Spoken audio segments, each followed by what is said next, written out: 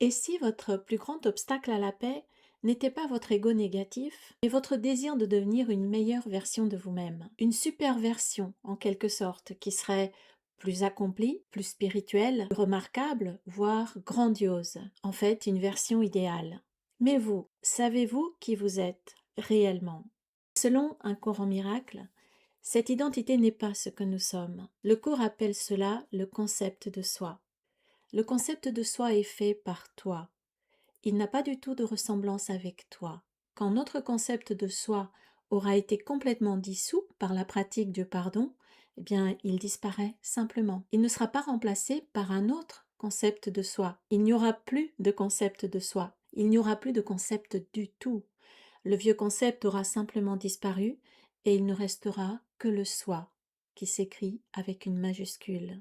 Notre vrai soi n'est pas un autre concept qui viendra remplacer le ou les concepts de soi qu'on s'est fait, qu'on s'est forgé et qui sont tous faux.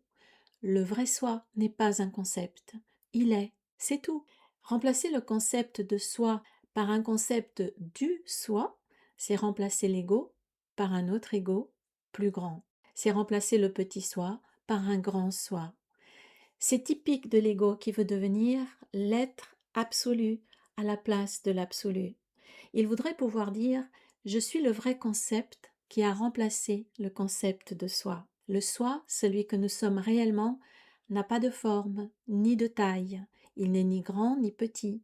Il n'a pas différentes versions ni différentes apparences. Tout ça, ce sont les caractéristiques du concept de soi, qui lui peut être qualifié de petit, faux, grand ou même exceptionnel, mais c'est toujours limité et c'est toujours des concepts, des illusions. Un concept de soi est insignifiant. Si le soi était un autre concept qui viendrait remplacer l'ancien concept, eh bien il serait une illusion qui viendrait remplacer une autre illusion. Ce serait simplement une autre version de l'ego, qui est lui-même une illusion. Quand on commence à comprendre dans quelle direction nous amène le cours, on comprend aussi que le concept de soi dont il parle, c'est l'ego.